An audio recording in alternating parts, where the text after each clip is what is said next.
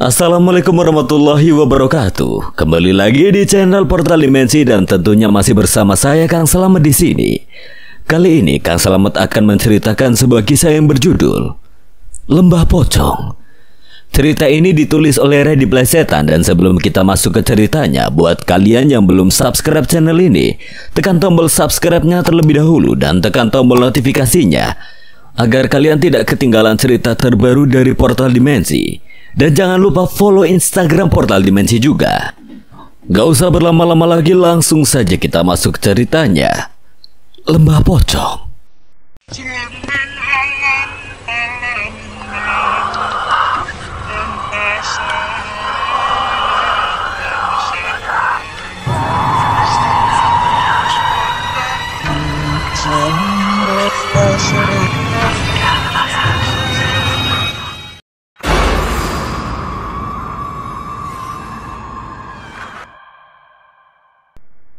Berarti Kimboy bisa sekolah seperti biasa lagi, kek. Malam begitu tenang, bahkan alam seolah merestui desa Amboringin untuk beristirahat sejenak dari segala mara bahaya yang semula menimpanya. Riang anak-anak kembali memenuhi desa dengan segala celotehnya. Langit yang kemarin pekat kini penuh gemerlap taburan bintang. Begitu juga bulan menyapa dengan seri wajahnya yang menawan. Kami termenung duduk di atas kursi panjang yang ada di halaman. Sejenak Ki Wiryo mengajakku berbincang. Kamu sudah memutuskan tugasmu menggantikan kakek Boy? Alhamdulillah. Sesaat aku mengucap syukur lalu memandangi indahnya lukisan malam yang diciptakan Tuhan. Pada akhirnya aku harus kembali menuntaskan kewajiban sebagai siswa yang duduk di bangku sekolah menengah atas. Namun pikiranku sedikit terusik malam ini. Di sisi lain aku senang dan berharap bisa sekolah dengan tenang. Tetapi di sisi lain rasa khawatir tak kalah besar. Wajahku tertunduk dalam-dalam ketika pikiranku memutar momen di mana Ndoro Ayu Sengkolo membawa Makfur pergi. Dan sekarang tidak ku ketahui bagaimana keadaannya serta di mana Lembah Pocong itu berada. Sekali tepukan diberikan oleh Ki Wiryo, aku terhenyak dengan nafas memburu. Kamu mikirin apa, Boy? Tentu saja Ki Wiryo seharusnya sudah tahu bahwa tidak semua anak kembali. Yang lebih parahnya lagi, Makfur saudara kami yang masih diculik oleh Ndoro Ayu Sengkolo. Ki Wiryo sontak tertawa karena tidak mendapati jawaban. Makfur. Keluarlah satu nama yang membuatku menoleh padanya. Mendadak aku kehilangan senang yang tadi aku rasakan. Sambil tersenyum getir, aku mengangguk. Gimana keadaan dia sekarang ya? Apa paman dan bibi bakal marah? Biarkanlah kamu istirahat sejenak, Boy. Jangan khawatir soal paman dan bibimu dulu. Besok masih harus sekolah, mari masuk. Ki Wiryo membentangkan sarung yang tadi dikalungkan. Ia tutup seluruh tubuhnya dengan sarung tersebut manakala siulan angin lembut mulai terasa membawa hawa dingin. Malam semakin larut, tidak baik terus berada di luar ruangan. Dengan begitu aku mengikuti Ki Wiryo masuk, lalu membiarkan lelah tubuhku merebah pada kasur rembuk. Pikiran-pikiran yang kalut seketika tumbah begitu saja. Desa Amboringin yang tenang mengantarkanku lelap dalam dekapan malam. Waktu berlalu begitu cepat, tidak terasa sudah lebih dari seminggu aku tidak menginjakkan kaki ke sekolah. Semenjak mendapatkan tugas mengembalikan cincin di kampung terlarang, sejak saat itulah aku semakin terlibat dengan hal-hal gaib yang tidak berkesudahan. Tidak ada yang berubah di sekolah. Gerbang yang sudah terbuka lebar masih lengkap dengan Pak Ito, sang penjaga sekolah yang menyapa seluruh siswa serta guru yang hendak masuk. Pak Kilo, Harja. Pak Ito menyapa seraya mengangkat kedua alisnya. Ia tampak terkejut melihatku tiba-tiba masuk setelah absen lama. Aku tersenyum, tiba-tiba kepalaku merasa gatal. Iya, Pak. Aku harus menjawab apa kalau ia bertanya. Sudah lama kamu gak kelihatan, lagi sakit. Kami jadi berbincang sebentar sementara mataku tak henti melirik pada jam yang melingkar pada pergelangan tangan kiri. Begitulah, Pak. Ya sudah, Arya harus segera masuk. Permisi, Pak. Aku berlari menghampiri kelas yang berada di ujung koridor. Entah mengapa hatiku merasa senang. Langkahku terasa ringan seperti tidak ada beban. Ketika sampai di mulut pintu, sudah tampak beberapa temanku yang duduk di tempat mereka. Kutarik kursi di barisan depan dekat dengan mulut pintu, kemudian aku mendudukkan diri dengan nyaman di atasnya. Lalu bagaimana rasanya kembali ke sekolah setelah lama tak hadir? Agak aneh, seperti anak baru pindah. Saat aku masuk saja, teman-temanku langsung melirik. Mereka memperhatikan penampilanku dari bawah hingga atas. Bahkan Cimot, Rio, Bagas, dan Hilmi ikut memperhatikan seolah tidak menyangka bahwa aku masih hidup hingga sekarang. Aku sengaja mendudukkan diri pada barisan yang berbeda, sedangkan mereka duduk di barisan seberang, dekat dengan jendela. Satu ketika aku rindu pada mereka. Bukan kami tidak berteman lagi, tetapi hubungan pertemanan kami jadi renggang semenjak kejadian yang merenggut Agus. Akibat dari kenakalan kami, akhirnya membuat kami sulit berdamai dengan kenyataan. Keempatnya masih rekat seperti lem meski sempat berjarak beberapa waktu setelahnya. Sementara aku malah disibukkan dengan segala urusan lain dan cenderung mengurus hal-hal gaib yang mengganggu beberapa waktu ke belakang. Mereka masih memperhatikanku dengan aneh. Apa ada yang salah denganku? Aku bergumam lirik, kemudian menindurkan kepala di atas meja sebab tidak ingin terganggu dengan tatapan mereka. Terdengar suara langkah yang mendekat. Kini aku menebak-nebak siapa orang yang menghampiri. Sesaat kemudian terdengar leguhan seseorang seraya memanggil, "Boy." Jari-jari yang biasa menciptakan irama pada meja kini mengetuk-ketuk sehingga aku terdongak memastikan ternyata Bagas. Bagas sudah berdiri di depan meja. Kau baru masuk, Boy? Udah seminggu lebih kamu nggak masuk? Aku tahu ia sedang mencari obrolan yang lebih santai daripada pertanyaan-pertanyaannya ke aku. Aku menggeser duduk pada kursi kosong yang ada di samping, kemudian mempersilahkan Bagas duduk di kursiku. "Duduk, Gas." Ia sedikit ragu. Tak sengaja aku melirik pada Cimot, Rio, dan Hilmi yang kini beranjak dari tempatnya. Mereka merapat pada kami, sebagaimana dulu masih lekat saat kami masih senang mabuk-mabukan. "Apa kabar, Boy?" "Iya, lama gak masuk, Boy." Hilmi menyauti pertanyaan Rio, sementara Cimot hanya mengangguk berkali-kali. Aku terdiam bingung bagaimana harus menjawab pertanyaan mereka satu persatu. Apalagi aku tidak ingin mereka tahu sesuatu yang terjadi padaku. Mereka tidak akan menyangka jika tahu yang sebenarnya. Temannya yang konyol, ceroboh, dan sering mabuk-mabukan ini mengakhiri masa kenakalannya bergelut dengan sesuatu yang tidak kasat mata. Tak sadar aku larut dalam lamunan. Memang pikiranku sering terusik akhir-akhir ini. "Kamu jadi beda, Boy. Biasanya cengengesan, ya enggak?" "Iya, jadi banyak diem kamu, Boy." "Aku sakit. Apa Heri nggak bilang ke wali kelas?" Balasku apa adanya, seharusnya mereka sudah tahu. Terlebih Kiwirio sendiri yang menitip pesan pada Heri, anak bungsu Pakcik.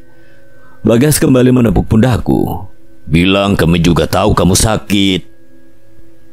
"Jadi kamu banyak diem karena sakit, Boy? Kamu kesambet apa? Sampai sakit gitu, Boy?" Aku merasa pertemanan kami kembali hangat. Mereka dengan segala sesuatu yang dijadikan bahan candaan selalu berhasil menggelitik perut. Ya sudahlah, suka-suka mereka. Yang penting tidak menyinggung sesuatu yang berusaha aku sembunyikan.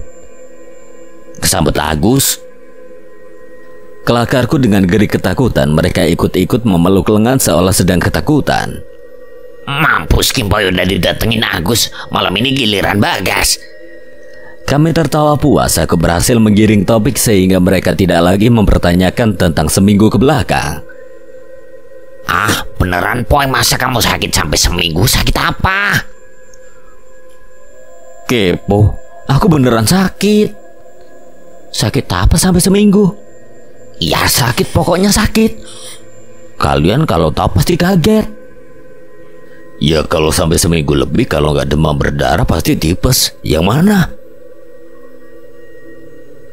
"Yang mana, Boy?" "Sakit biasa, demam." "Demam berdarah?" Tidak ada habisnya aku mulai kewalahan menjawab pertanyaan mereka, apalagi ditambah dengan Cimot. Rasanya tanganku ingin membungkam mulut keempatnya. Aku menghela nafas pasrah sambil mempersiapkan jawaban terakhir agar mereka menghentikan segala pertanyaan. Tiba-tiba dari luar tampak batang hidung Azizul, kemudian diikuti dengan kepalanya yang menyembul. Ia langsung melirik ke arah kami. Mata Azizul membulat dengan mulutnya yang menganga. Azizul mendekat sambil menggebrakan tangannya pada permukaan meja. "Boy, kamu udah balik?" tanya Azizul dengan suaranya yang lantang. Sontak beberapa pasang mata langsung mengarah padanya. Hendak mengucap syukur karena Azizul menyelamatkanku dari segala pertanyaan yang tidak ingin aku jawab. Tetapi ternyata aku salah, mimpi buruk bertemu Azizul. Segala alasanku pasti tidak digubris oleh teman-temanku setelah tahu apa yang sebenarnya terjadi. Apalagi Azizul pasti tahu separuh cerita yang terjadi tentang perjalananku dan Mbah Gendir untuk menyelamatkan ayahnya Om Jais. "Boy, kapan kamu pulang? Kamu tahu keadaan ayahku sekarang kan? Terus anak-anak desa gimana, udah kembali semua?" Benar saja, Azizul dengan mulutnya yang tidak bisa direm itu mencerocos panjang lebar di hadapan kami. Bukan jadi rahasia lagi, seluruh warga desa tahu tentang anak-anak yang diculik beberapa hari lalu.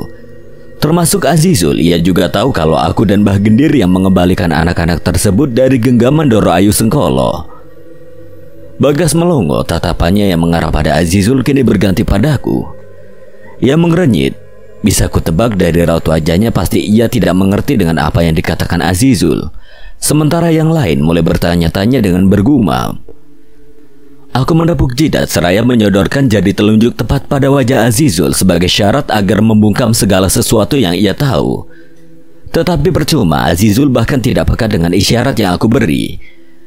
Dengan segala keterpaksaan aku meminta mimik wajah sedemikian hingga mereka percaya. "Ayahmu Om Jais?" "Aku nggak tahu kabar ayahmu." "Emang Om Jais kenapa?" Aku membalikan pertanyaan Azizul dan sekarang ialah yang bingung. Begini cara yang terbaik jika mereka mengetahui tindakan di luar nalar yang aku lakukan akan semakin runyam. Bagas segera mengecap bibirnya yang kering. "Ngomong apa sih Zul? Orang Kiboy dari kemarin sakit malah kamu tanya aneh-aneh." Azizul mengerenyit, matanya menyipit dengan bibir yang manyun. Ia melipat kedua tangannya di depan dada seraya memandangiku dengan penuh rasa curiga. Dalam batin aku berseru, "Ya Tuhan, selamatkanlah aku." Rupanya seruanku itu langsung dibalas oleh Tuhan Yang Maha Kuasa. Nyaring suara bel masuk membuyarkan fokus kami. Teman-temanku termasuk Azizul langsung menghambur. Mereka duduk pada tempatnya masing-masing, sehingga perbincangan yang menegangkan usai. Seketika aku bisa menghela nafas lega. Ku tegakkan punggung yang terasa pegal. Masuk seorang lelaki yang akhirnya melempar tas ke sampingku. Lebih tepatnya ia teman sebangkuku Rido. Seragam yang ia kenakan sudah basah oleh keringat. Nafasnya memburu ketika ia berhasil duduk dengan nyaman. Tak lama setelahnya guru datang. Pelajaran pertama pun dimulai. Bu Asmi, seorang guru mata pelajaran matematika, mulai menjelaskan berbagai bentuk angka serta rumus mulai memenuhi sebuah papan putih yang semula bersih. Keadaan kelas yang tenang, teman-temanku serta menunduk. Mereka mencatat segala angka serta rumus yang ditulis oleh Bu Asmi di depan. Beginilah keadaan yang aku inginkan. Kembali ke sekolah menjalankan kewajiban sebagaimana teman-teman sebayaku, tetapi tidak perlu kukutuki pula takdir menjadi keturunan sang leluhur. Walau harus merelakan banyak waktu dan tenaga untuk berurusan dengan alam yang tidak seharusnya. Suara goresan pulpen membentuk satu irama abstrak, tidak mudah dimengerti tetapi menenangkan. Mungkin saja karena sudah lama tidak mendengarkan goresan-goresan pulpen pada kertas karena aku lama singgah di hutan-hutan. Terlalu senang aku sampai mengabaikan Bu Asmi yang menjelaskan di depan. Pandangan mataku memutar, melihat seisi kelas dengan detail-detail debu yang tidak terjangkau sulak, bahkan sapu. Akan tetapi sesuatu berhasil menyita perhatianku pada jendela dekat barisan Bagas. Kalau tidak salah melihat, ada seseorang yang berlalu lalang di sekitar sana. Tangannya melambai-lambai. Aku juga bisa mendengar suara tawa yang terdengar tidak asing di telinga. Aku menanti seseorang itu kembali berlalu lalang lagi. Mataku memicing fokus pada anak lelaki di luar sana. Ia benar-benar ada, tetapi aneh tidak ada yang menghiraukan keberadaan anak tersebut. Terlebih Bagas, biasanya ia langsung marah dan menyentak seseorang yang mengganggu di luar, apalagi saat guru sedang menjelaskan. Entah perasaanku saja atau memang aku mengenal anak tersebut. Pikiranku langsung melayang membuka lembaran-lembaran wajah orang-orang yang pernah kutemui di sekolah. Ketika semua fokus memperhatikan Bu Asmi, aku malah asik bergumam sendiri. Masa anak Pak Ito? Dia nggak pernah bawa anak kok. Atau Bu Darmi, tapi kalau iya, anaknya yang mana? Perasaan yang di kantin perempuan semua. Semakin kuperhatikan, perasaan aneh kian mengental. Tiba-tiba saja bulu kuduku menegang di saat-saat yang tidak seharusnya membuatku merasa demikian. Di kelas tidak dingin, cuaca di luar juga terik. Lalu apa yang membuatku merasa ada sesuatu aneh? Pandanganku berganti, tidak kuindahkan celotehan anak lelaki yang masih berlari-lari di luar sana. Kali ini suara goresan pensil Rido yang mulai mengganggu. Dari tadi ia menunduk meratapi kertas yang kini penuh dengan sembarangan bentuk. Lalu aku mendekatkan wajah, mencoba melihat secara dekat apa yang sedang ia gambar. Loh, kalau mau gambar pelan-pelan aja, berisik suaranya. Sebisa mungkin aku memelankan suara sambil menegur pada Rido yang masih fokus pada kertas dan pensilnya.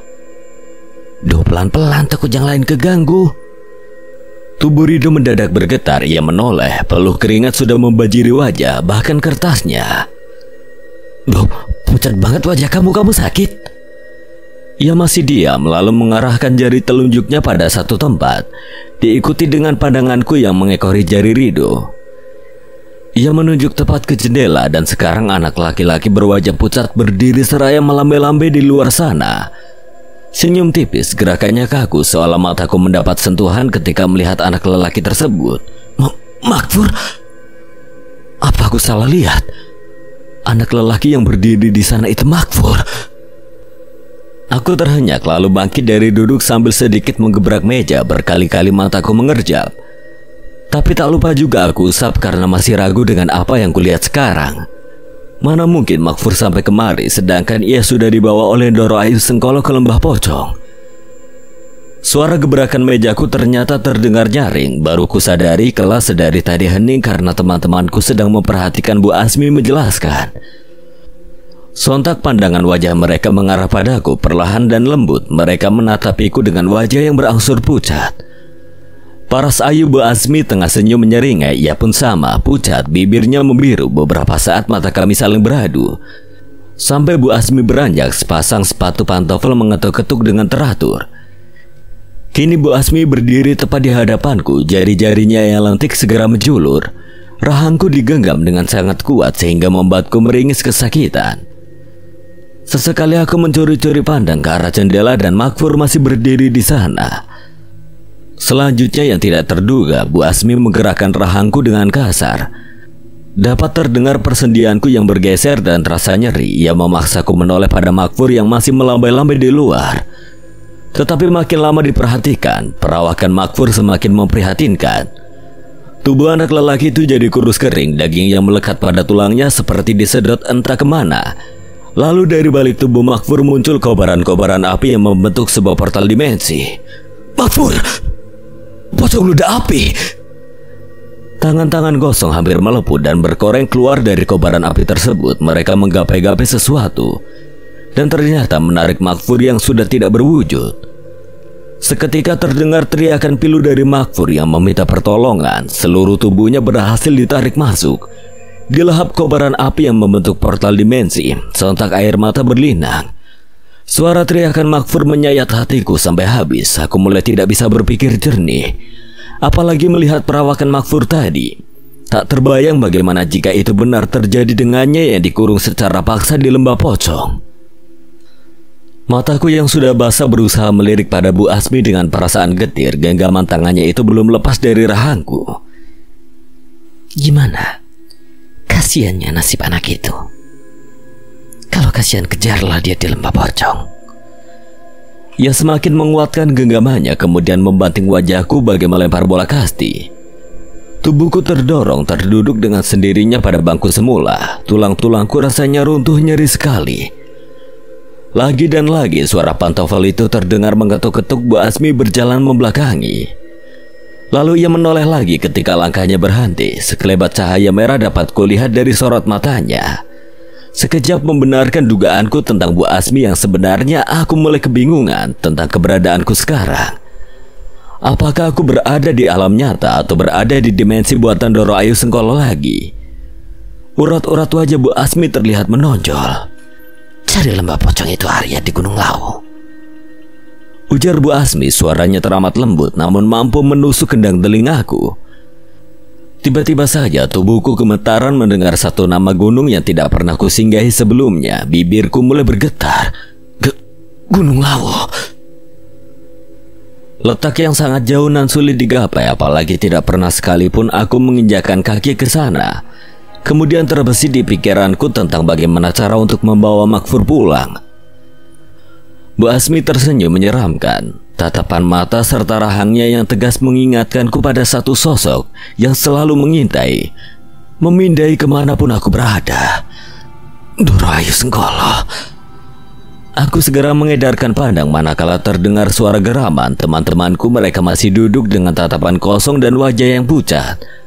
Lalu suara geraman itu disusul dengan napas panas yang menyentuh bawah telingaku. Dengan jantung yang dipacu kencang, kurasakan aliran darah tidak beraturan. Denyut-denyut nadiku terasa ingin pecah. Hembusan nafas berat, aku memberanikan diri menoleh ke belakang. Betapa yakin suara arangan itu berasal dari sesuatu yang ada di belakang. Dari bawah aku perhatikan betapa lusuh kain putih yang membalut sosok bertubuh besar. Lalu kudongakkan wajah untuk memastikan apakah sosok yang datang sesuai dugaan. Dan benar saja, mereka adalah sosok-sosok pocong berludah api yang sudah memenuhi seisi kelas. Wajah mereka gosong, nyaris tidak berbentuk. Lendir-lendir lengket keluar dari pori-pori kulit serta rahang mereka.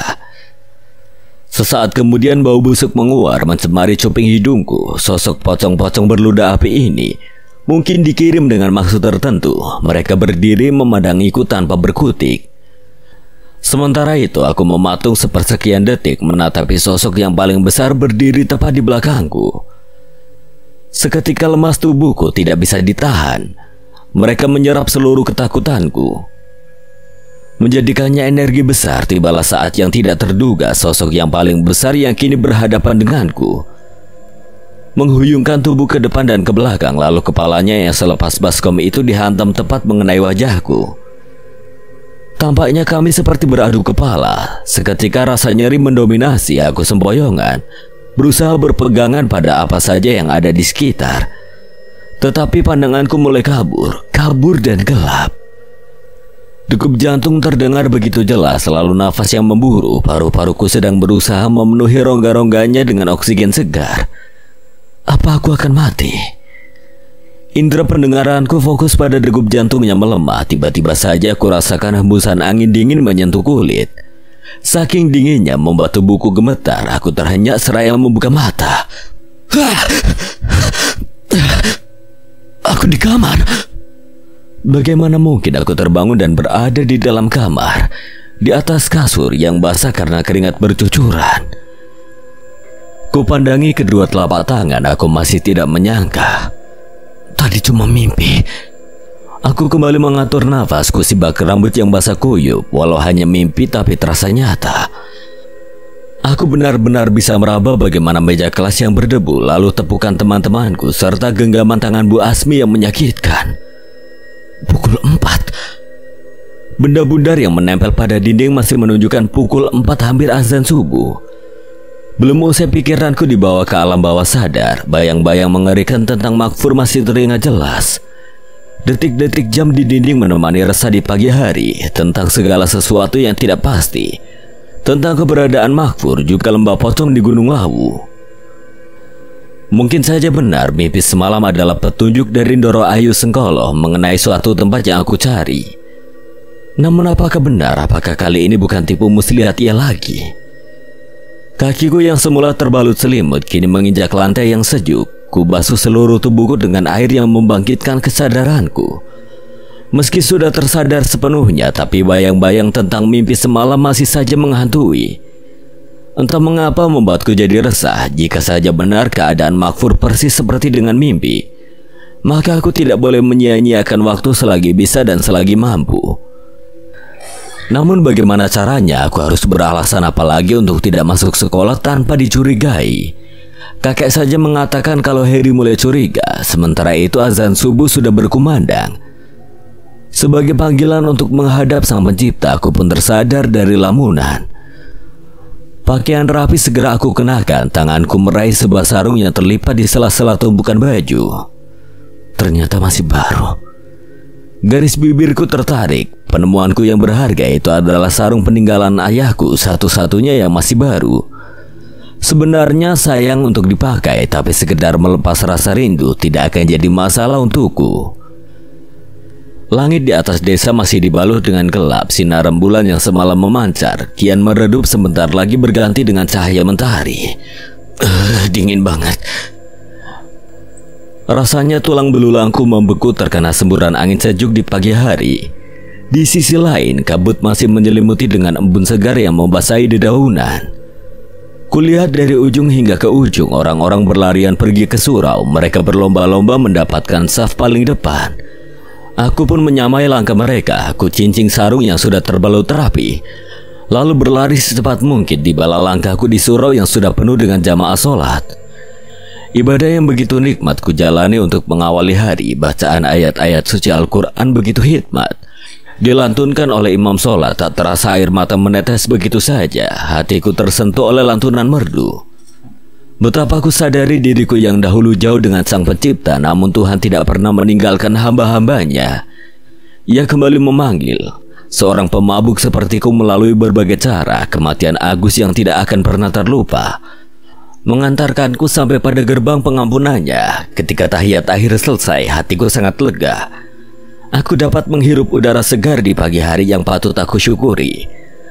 Tidak lupa berzikir, juga mengaji. Aku selalu menyempatkan waktu sebentar untuk memenuhi kewajiban sebagai hamba Tuhan yang Maha Kuasa. Akan tetapi, di tengah bacaan zikir, aku mulai merasakan hembusan nafas lembut.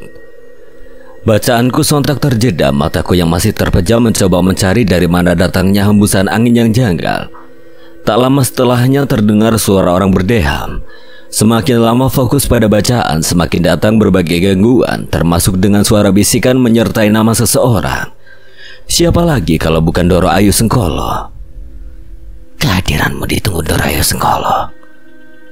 Suara yang serak mendekati para nenek tua yang kehabisan suara. Demikianlah bisikan tersebut kembali menunjukkan di mana letak lembah pocong yang aku cari-cari. Gunung Lawu lagi, sama seperti mimpi semalam. Apa yang mereka katakan benar? Aku mulai percaya dengan bisikan-bisikan itu, akan tetapi mereka tetaplah sosok yang menyesatkan. Aku tidak ingin lagi menuruti mereka yang akan membawaku dalam lubang kematian. Cukup sekali dan terakhir. Tindakanku yang gegabah nyaris mengantarkanku pada malaikat maut.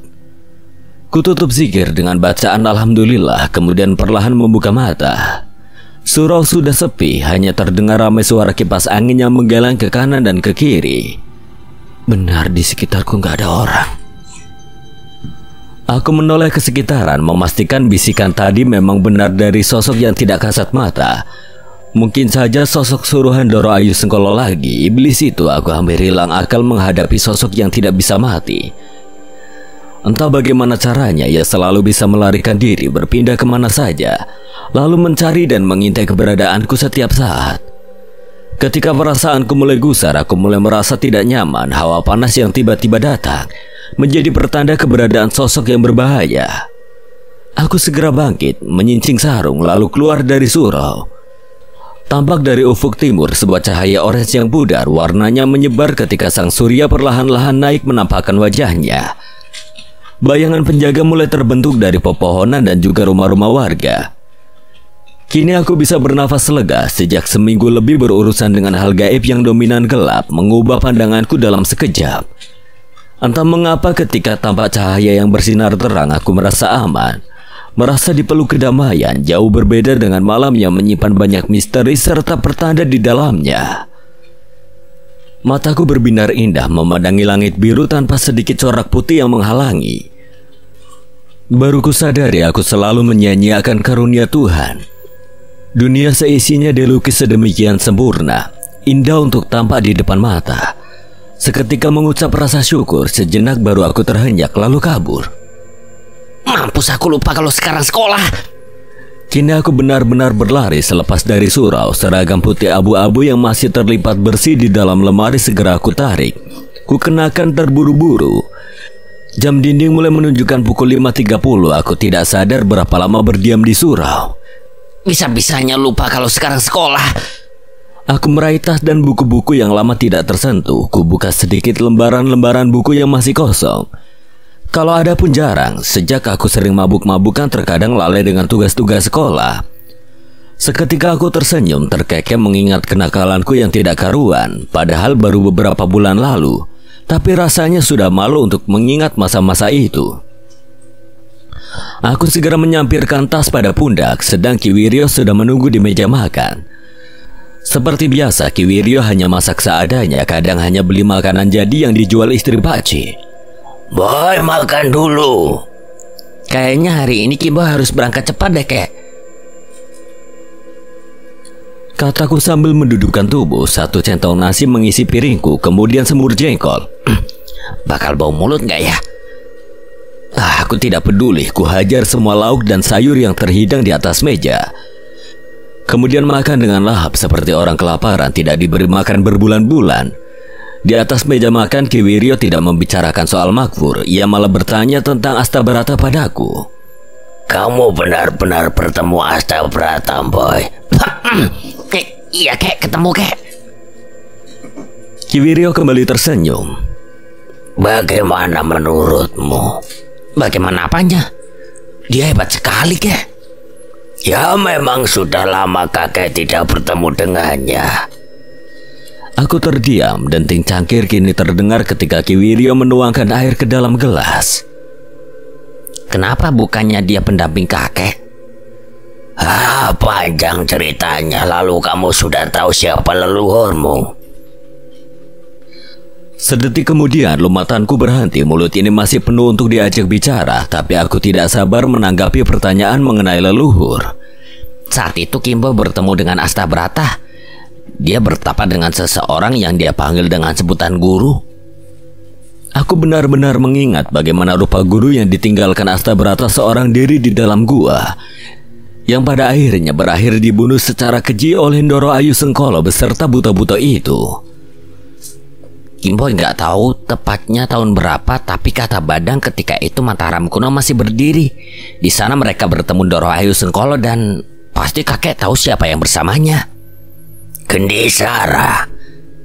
Benar, mereka bertarung, tapi anehnya Ndoro Ayu Sengkolo menyebut guru Astabrata sebagai sebutan Getiwangi sama seperti Kimboy. Saat itu Astabrata kalah lalu melarikan diri. Kenapa saat itu Astabrata lari? Apa dia nggak pernah cerita dengan kakek? Astabrata lari? Iya, dia lari membiarkan gurunya dimakan oleh mereka. Tidak mungkin Boy, Astabrata itu setia. Ketika itu dia mengasingkan diri karena tidak ingin terlibat dengan urusan manusia lagi. Sampai saat itu kakek bertemu dengannya sebab ia merasakan ketulusan hati kakek. Giliran Ki Wiryo yang bercerita. Ia berterus terang tentang pertemuannya dengan Astabrata, yang membuat Ki Wiryo terheran-heran. Ia pun membantah tindakan Astabrata yang memang kulihat dengan mata kepala sendiri. Setiap sosok punya sisi gelap tersendiri. Astabrata juga demikian. Mungkin saja ada sesuatu yang tidak pernah dia katakan pada kakek. Kalau gitu kenapa kakek nggak tanya padanya? Pertanyaanku barusan membuat kakek semakin terdiam. Ia menyudahi makanan yang belum usai. Derit kursi yang ditarik berbunyi nyaring. Ki Wiryo pergi tanpa sepatah kata pun lagi. Apa aku salah bicara? Lantas bagaimana dengan leluhurku yang sebenarnya? Bukankah dengan bertemu serta bicara secara langsung pada Astabrata akan membuka kemungkinan besar untuk mengetahui siapa leluhurku? Aku tidak menggubris sikap Ki Wiryo tadi. Tepat pukul 6 pagi aku menginjakkan kaki keluar dari rumah untuk menjalankan kewajiban sekolah. Aku tercengang ketika sampai di sekolah. Apa saja yang aku lihat serta aku alami nyaris sama dengan di mimpi. Yang membedakan hanya tidak ada sosok-sosok mengerikan yang menghampiri. Selebihnya berjalan sesuai dengan alam bawah sadarku semalam. Mulai dari Bagas yang menghampiri, Diikuti dengan temanku yang lain, lalu Azizul yang tiba-tiba mencerocos. Mulutnya tidak bisa direm, bahkan di sekolah aku tidak henti-henti termenung memikirkan apa yang selanjutnya terjadi. Aku takut jika sosok-sosok pocong berludah api benar-benar datang sesuai mimpi. Sore hari, seusai sekolah, aku kembali berbincang dengan Ki Wiryo sambil menikmati singkong bakar yang ia ambil dari kebun. Rasa khas dari singkong yang pulen dan sedikit manis mengingatkanku pada ritual sore yang selalu dilakukan kedua orang tua serta ketiga adikku kala itu. Beginilah kami duduk sambil berbincang di halaman, menikmati warga yang berlalu lalang. Sesekali 3 adikku ikut bermain ketika ada anak-anak tetangga yang berlarian sampai halaman rumah kami. Sejujurnya aku merindukan masa-masa kecil dengan keluarga yang utuh, hanya saja tidak bisa diulang. Namun mereka kekal dalam ingatan. Gimana sekolahnya, Boy? Banyak yang menanyakan keadaanmu seminggu lebih. Ki Wiryo membuka pembicaraan, kedua tangannya memotong singkong yang masih utuh. Kemudian kepulan asap panas keluar. Separuh singkong tadi segera dimasukkan dalam mulut dalam keadaan panas. Banyak, walau mereka tahu kalau Harry sudah mengizinkan, tapi tetap saja bertanya. Aku juga sok-sokan memakan separuh singkong yang masih panas. Ternyata rasanya jadi perih. Lidahku seperti terbakar lalu kebas. Sepertinya setelah ini kamu harus izin lagi, Boy. Aku sudah menduga kemana arah pembicaraan kami selanjutnya. Tentang Makfur. Iya, kasihan paman dan bibimu. Ternyata mereka menangis semalaman. Tadi sewaktu kamu sekolah mereka berkunjung kemari. Hah? Yang benar? Kabar tentang paman dan bibi yang kutakutkan sudah datang. Akhirnya mereka mulai menanyakan tentang Makfur. Kemungkinan besar juga mereka sudah mencari keberadaannya. Mereka sampai berlutut pada kakek. Yang benar, kek? Ya benar, buat apa kakek bohong? Datang kemari sambil nangis. Katanya mereka dengar kabar kalau anak-anak di desa sudah kembali seluruhnya. Hanya Makfur yang belum. Lalu apa yang harus aku lakukan sekarang? Aku kesulitan menelan singkong seolah perutku enggan untuk menerima makanan tersebut setelah mendengar kabar tentang kedua orang tua Makfur. Sekarang kamu pikirkan bagaimana caranya untuk menolong Makfur. Makfur itu ternyata Getiwangi dan Doro Ayu Sengkolo juga mengincarnya. Lalu sebenarnya semalam Ki Boy bermimpi mendapatkan petunjuk tentang keberadaan Makfur. Kamu sudah tahu? Sudah, kek, di lembah pocong Gunung Lawu. Tampaknya bukan hanya aku yang terkejut mendengar tempat tersebut. Pasalnya setelah aku katakan di mana keberadaan Makfur, Ki Wiryo langsung membanting wajah padaku dengan tatapan melotot. Gunung Lawu? Iya, kek, Kimpo yakin karena mendapatkan petunjuk itu 2 kali. Kini Ki Wiryo berdehem, wajahnya mengerenyit seolah sedang memikirkan sesuatu teramat berat. Kemudian kami saling terdiam, kalut dalam pikiran masing-masing. Malam ini lebih baik kita bertapa memohon petunjuk. Tidak baik langsung percaya pada mereka yang sejatinya iblis, Boy. Kakek khawatir mereka hanya menyesatkan jalanmu nanti. Lalu kalau Makfur benar berada di sana bagaimana, kek? Lebih baik kamu pergi keesokan hari bersama Mbah Gentir. Sepertinya akan menjadi perjalanan panjang, apalagi menempuh jarak ke tempat yang tidak pernah kami kunjungi sebelumnya. Namun tidak ada cara lain daripada harus melihat kedua orang tua Makfur kembali. Akan semakin menyayat hati sebab aku gagal menyelamatkan Makfur. Ya sudah, masuk dulu, waktunya maghrib. Ki Wiryo sudah beranjak dari tempatnya. Fana merah jambu juga berganti dengan kelabu. Kumandang azan sudah terdengar bersautan. Saatnya kami kembali menghadap diri sebagai hamba pada Sang Pencipta. Setelah menunaikan ibadah sholat, Ki Wiryo kembali melambai, memanggilku menuju ruangan tempat ia bertapa. Mintalah petunjuk pada Sang Pencipta. Hanya karenanya kita bisa menemukan di mana letak lembah pocong yang sebenarnya. Ki Wiryo mendudukkan diri di atas tikar tipis yang sudah ia gelar. Aku mengikuti sebagaimana Ki Wiryo mulai bertapa. Kakinya duduk menyilang, kedua lengan yang dijulurkan ke depan serta mata yang terpejam. Ki Wiryo mulai memberi instruksi. Tarik napas dalam-dalam kemudian hembuskan. Rongga paru-paruku bersiap menggembang menerima udara segar kemudian dihembuskan dalam-dalam. Seketika aku mulai merasa tenang, indera pendengaran serta penciumanku bertambah tajam. Itulah cara Ki Wiryo menyatukan diri bersama alam, menyerap energi positif yang diberikan Tuhan. Mataku terus terpejam, tidak ada bacaan-bacaan khusus yang keluar dari mulut Ki Wiryo. Kami saling diam mendengar siur angin kencang yang menerpa pepohonan. Aku mulai mencium samar bau semerbak bunga yang terbawa angin, sangat lembut tidak seperti bau yang seringkali tercium manakala sosok lain datang. Semerbak bunga tersebut membawa sayup-sayup suara lirih wanita tua. Dalam batinku aku terperanjat. Dia yang berbisik di surau. Doro Ayu Sengkola menanti, datanglah ke Tewangi, datanglah ke lembah pocong Gunung Lawu. Tak lama setelahnya aku merasakan dingin di sekujur tubuh seolah diguyur air es. Tulang-tulangku rasanya membeku, gigiku menggerutu sebab kedinginan. Boy, buka matamu, boy. Tak ku indahkan suara Ki Wiryo yang mulai memanggil-manggil manakala pikiranku terus terpaku pada bisikan yang baru saja datang. Kini Doro Ayu Sengkolo kembali mengulik ingatanku. Ia sisipkan beberapa gambaran keji mengenai Makfur di sana. Lembah pocong yang gelap, ia disiksa dan dikurung hingga perawakannya persis dengan yang ada di mimpiku. Entah mengapa setiap gambaran keji semakin diperjelas olehnya, tubuhku terasa seperti disayat, ditusuk dan dihancurkan berkeping-keping. Begitu sakit melebihi rasa ketika aku meraga sukma bersama Badang. Apa yang sebenarnya dia inginkan? Mataku membelalak seketika nafasku tercekat di tenggorokan. Aku masih kesulitan bernafas. Ki Wiryo segera mendekat. Wajahnya begitu khawatir melihatku kejang-kejang karena tidak bisa bernafas. Boy, apa yang terjadi?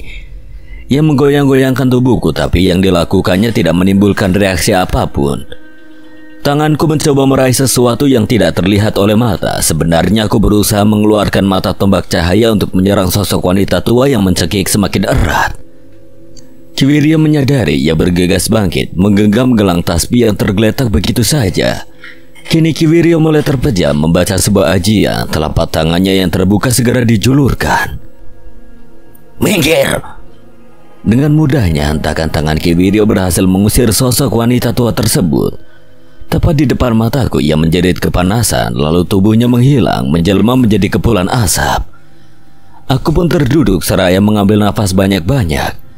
Ki Wiryo yang dibanjiri keringat segera menyeret tanganku yang membawaku pergi dan kami kembali berbincang di halaman. Apa yang sebenarnya kamu lihat, boy? Tanya Ki Wiryo yang mengusap wajahnya dalam-dalam, menyeka keringat yang bercucuran membasahi wajah. Aku tertunduk, benar-benar tidak tahu harus menjelaskan bagaimana. Apalagi tentang Makfur yang kulihat dalam ingatan. Ia berteriak meminta pertolongan sambil berusaha meraih tanganku yang teramat jauh darinya. Tak sadar aku pun larut kembali mengingat dengan jeli bagaimana sesuatu mungkin saja terjadi pada Makfur saat ini. Boy! Iya kek. Wajahku terdongak lagi-lagi dengan nafas memburu seolah usai dikejar sesuatu. Makfur. Entah kenapa rasanya begitu sulit untuk mengatakan pada Ki Wiryo. Kakek sudah tahu. Sebenarnya mimpi itu datang pada kakek juga tentang Makfur yang dikurung di sana. Sungguh tidak menyangka kalau saja Ki Wiryo sudah mengetahui lebih dulu. Apa gunanya kami bertapa? Pertanyaanku barusan segera terjawab dengan sendirinya. Memang benar lembah pocong itu ada di Gunung Lawung, boy. Gunanya kakek mengajakmu bertapa untuk meyakinkan diri pada Tuhan. Jalanmu berat, tugasmu makin besar, apalagi menyangkut Makfur. Hatiku tersentuh dengan segala perkataan yang keluar dari mulut tua Ki Wiryo. Selalu ada harapan setelah ia mengatakan hal-hal tidak terduga yang membuatku tersadar akan pentingnya kehadiranku sekarang. Lalu tentang Astabrata, kakek sudah bertemu dan menanyakannya langsung padanya. Yang benar, kek. Apa yang kakek dapat dari Astabrata? Ketika itu pertemuan kakek dengan Astabrata memang tidak terduga. Dia yang merasa kakek memiliki ketulusan hati, tapi dia baru cerita kalau selama ini sudah tahu siapa kakek dan keturunannya. Adiwilangga namanya. Adiwilangga? Siapa dia? Nama leluhur kita, Boy. Keturunan leluhur yang akhirnya menitis padamu. Akan tetapi aku masih tidak mengerti siapakah ia sebenarnya. Lantas mengapa aku sampai diincar Ndoro Ayu Sengkolo sebab keturunan leluhurku? Kamu ingat pertemuan dengan Astabrata di gua? Ki Wiryo kembali menanyakan saat-saat di mana aku kebingungan melihat sikap Astabrata. Iya, Kim Boy ingat. Itulah dia guru Astabrata, Adiwilangga. Dia mati dibunuh oleh Ndoro Ayu Sengkolo dan Buto-Buto ketika itu. Lalu bagaimana cara dia memiliki keturunan hingga sampai ke kita? Dia tidak mati, Boy. Sudah kakek bilang mereka itu iblis yang senang menyesatkan. Apa yang mereka perlihatkan padamu belum tentu benar terjadi yang sebenarnya. Saat itu Astabrata sudah lama mengasingkan diri, kemudian bertemu dengan Adiwilangga yang ia sebut sebagai guru. Segelas kopi sudah dingin, terlalu lama tidak dihiraukan oleh Ki Wiryo. Mengingatnya, Ki Wiryo segera meneguk habis, kemudian melanjutkan berkisah. Adiwilangga bukan sembarang orang, bahkan Ndoro Ayu Sengkolo tidak bisa semudah itu membunuhnya. Dia orang penting ketika kerajaan Mataram kuno masih berdiri. Ilmunya tinggi dan dia banyak berjasa pada kejayaan kerajaan itu, Boy.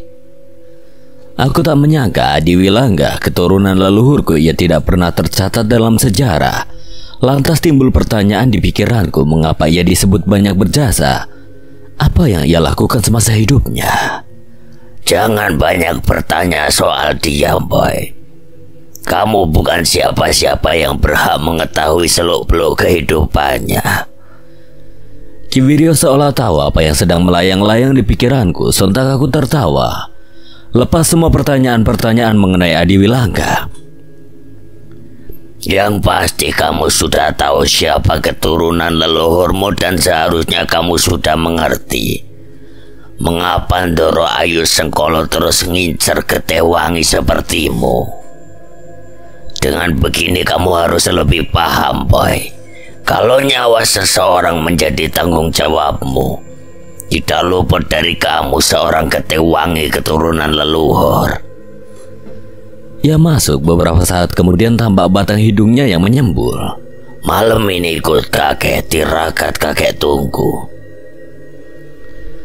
Aku hanya mengangguk tanpa berpaling wajah padanya. Sunyinya malam membuatku banyak berpikir tentang apa dan mengapa, lalu siapa dan bagaimana sebuah takdir jatuh pada seseorang sepertiku. Kupandangi kedua telapak tanganku yang masih bersih, bulu-bulu kuduk menegang seiring dengan hembusan angin malam. Apa ini karma karena aku sering mabuk-mabukan dulu? Sepersekian detik aku merenungi perbuatan di masa lalu, jauh dari Tuhan dan jauh dari kata layak menjadi hamba yang bertakwa. Namun aku tidak mengerti mengapa setelah perbuatan memalukan seperti itu, kini Tuhan membalikkan takdir. Yang dahulu aku tidak pernah menolong orang lagi, sekarang harus bertanggung jawab atas nyawa-nyawa mereka. Ya Tuhan, apa yang bakal terjadi besok? Aku segera meraup wajah untuk mengusir getir yang aku alami. Keadaan desa yang hening seolah merestui kami untuk menjalankan tugas malam ini. Dari dalam sudah terdengar suara Ki Wiryo yang memanggil dengan lantang. Boy, masuk! Aku segera mengikuti perintahnya, lalu kembali dihadapkan pada sebuah ruangan khusus milik kakek. Kali ini ia mematikan seluruh lampu, kemudian meletakkan satu lilin di tengah-tengah piring kecil. Kami berhadapan seraya duduk bersila. Ki Wiryo meraih tanganku. Ia urut beberapa titik dan seketika aku menjerit. Rasa nyeri, sakit serta perih menjadi satu. Tahan, Boy, demi kebaikanmu. Kali ini aku mencoba menahan rasa sakitnya sambil meringis. Mulutku tetap tidak bisa terbungkam. Kayak sakit. Satu tarikan kuat Ki Wiryo lakukan, jempolnya yang bertenaga besar semakin menekan titik yang ditargetkan. Keluarlah eranganku yang begitu dahsyat.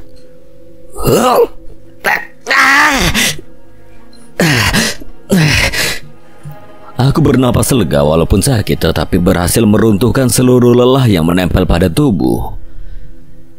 Tangan kirimu rasanya berat, Boy. Kamu gunakan untuk apa?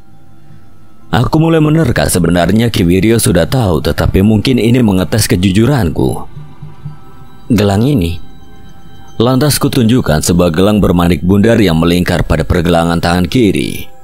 Pemberian Barasoh, kawan dari kawannya Mbah Gendir. Aku antusias bercerita dari awal mula pertemuan tidak terduga dengan Barasoh, lalu kuceritakan pula bagaimana pertemuan dengan Badang akibat mata tombak cahaya yang ternyata keluar dari gelang tersebut. Gelang ini sakti, kek. Ki Wiryo mengangguk. Ia menepuk pundakku berkali-kali. Tatapannya yang teduh, senyumannya yang lembut membuat hatiku luluh. Kamu sudah tahu cara mengendalikan dirimu, Boy. Gunakanlah kemampuanmu sebijak mungkin. Kurasa itulah saat dimana Ki Wiryo menyerahkan segala urusan pergaib-gaibannya padaku, terutama tentang Astabrata yang sering kali dipanggil oleh Badang.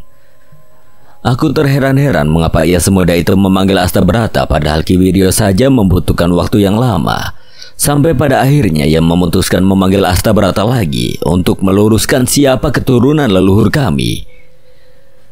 Ketika malam semakin larut, detik-detik jam di dinding beradu dengan jangkrik yang mengering, kami mulai memejamkan mata di dalam ruangan remang dengan satu lilin. Ki Wiryo bilang itulah cara untuk menajamkan kepekaan. Akan sangat berguna ketika nanti aku mendaki mencari makfur. Kujalani semua aturan serta pesan yang Ki Wiryo lakukan. Semalaman suntuk kami berdiam tanpa aktivitas dan tanpa tidur, tapi anehnya tidak sekalipun aku merasakan kantuk ketika pagi. Pukul 4 tepatnya Ki Wiryo sudah keluar dari ruangan, lalu disusul dengan suara lelaki tua yang disambut oleh Ki Wiryo. Aku tidak ingin beranjak lebih dulu walaupun rasanya sudah gatal ingin keluar. Tak lama setelahnya Ki Wiryo membawa lelaki tua tersebut masuk kembali ke ruangan. Satu tepukan membuatku terbelalak. Aku menoleh pada seseorang yang baru saja datang. Mbah Gendir? Banyak kemajuan, Arya. Apa maksudnya? Kemajuan apa, Mbah? Kemarin Arya sekolah. Semalaman suntuk baru diminta kakek untuk tirakat. Baguslah hari ini kamu libur lagi, Ki Wiryo yang menyuruh. Sudah kuduga kedatangan Mbah Gendir sepagi ini tidak mungkin tanpa sebab. Benar saja, Ki Wiryo mempersiapkan semuanya secara matang. 3 cangkir teh hangat dihidangkan menemani perbincangan pagi kami. Udara sejuk di luar masih berhembus kencang, masuk melalui celah-celah rumah sehingga membuat kami menggigil kedinginan. Begini seperti yang sudah kakek bilang kemarin. Kamu berangkatlah dengan Mbah Gendir, dia yang tahu tentang tempat yang kamu tuju. Ki Wiryo memberikan seluruh kepercayaannya pada Mbah Gendir. Apa boleh buat, semua aku lakukan demi membawa makfur kembali.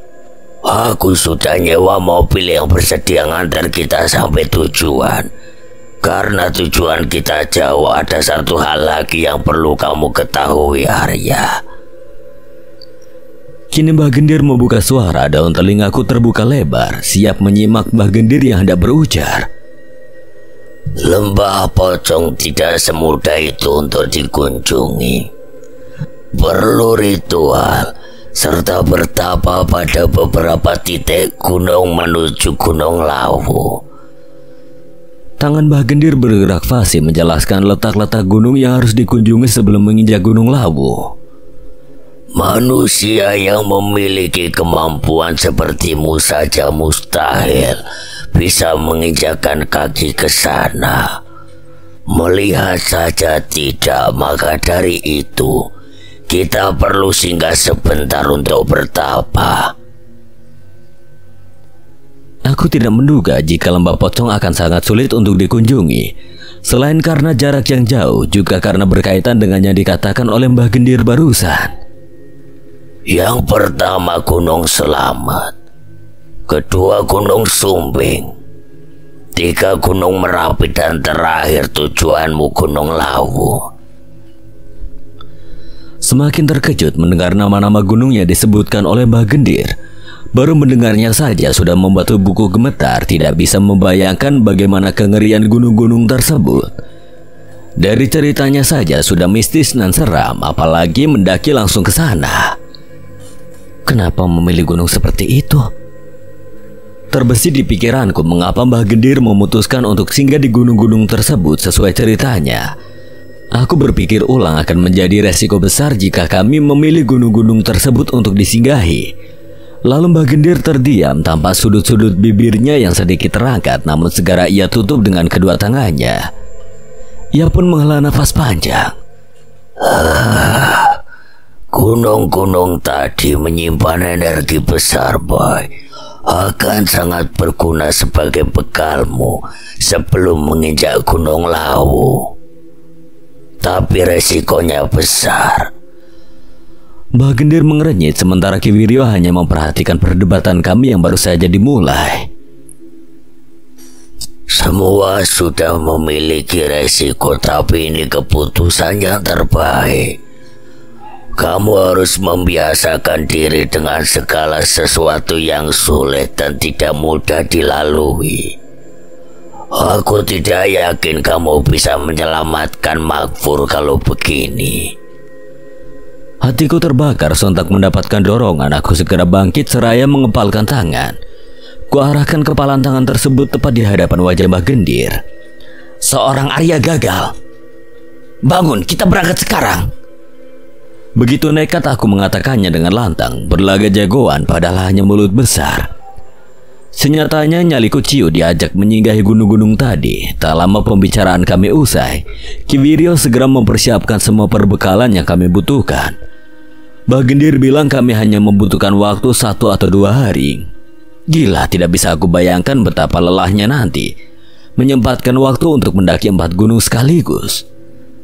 Tapi apa boleh buat, semua aku lakukan untuk membawa Makfur pulang. Meski sudah ku ketahui Ndoro Ayu Sengkolo tengah mempersiapkan pertunjukan besar, entah apa yang akan ia lakukan padaku nanti. Mobil travel tiba tepat setelah subuh, membawa kami berpindah pada jarak yang cukup jauh dari rumah. Perjalanan dan pendakian panjang dalam waktu yang singkat. Apakah mungkin? Pupus kehidupanku yang tenang, telah ku sadari siapa aku sekarang. Sampai kapanpun aku akan terus berurusan dengannya. Iblis yang tidak aku ketahui secara pasti, Ndoro Ayu Sengkolo.